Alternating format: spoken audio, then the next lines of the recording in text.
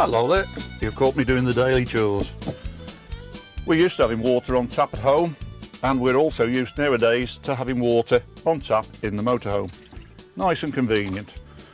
The big difference is, in a motorhome we have to store the water in a tank. We can't have a connected pipe feeding water to our van, so we have to store it. Things can happen in the water system that aren't so pleasant. We get microbial bugs growing and breeding, and they can be a bit unpleasant to us. So we need to periodically clean and sterilise the system to get rid of those. One of the easiest ways to do it is to use acetic acid or citric acid. Citric acid is simple lemon juice, acetic acid is vinegar. Not harmful to us, but they are both mild sterilising agents. They also will clean out limescale. Limescale is alkali, so to clear it we need an acid. A mild acid, vinegar or lemon juice. Simply put a dose of it into the tank, fill the tank with water.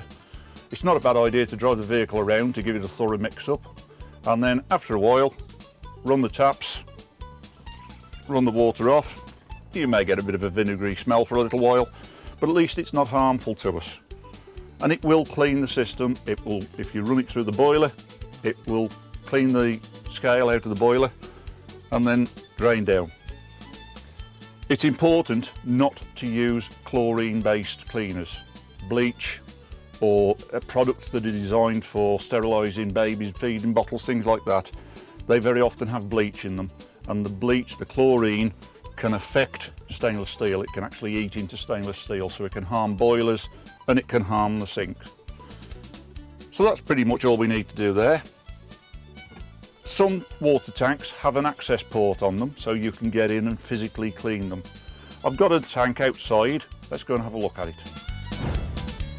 So this is a typical water tank, small but perfectly serviceable. It has an access port on the top where we can remove that and we can get inside and physically clean around the inside of the tank. I use a simple scouring pad.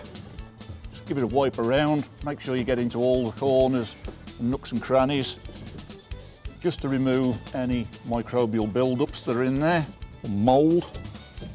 Give it a good wipe out. There will be some residual water in the bottom when you start, so you can use some blue towel to mop that out first. When you've finished cleaning it round with the scourer, a fresh piece of blue paper and dry it round just to remove anything that's been disturbed and mop it all out. And that's about all there is to it. When you put the lid back on, make sure that it seals nice and tight, and then you won't have water sloshing around while you're driving. I hope you found this helpful. See you next time.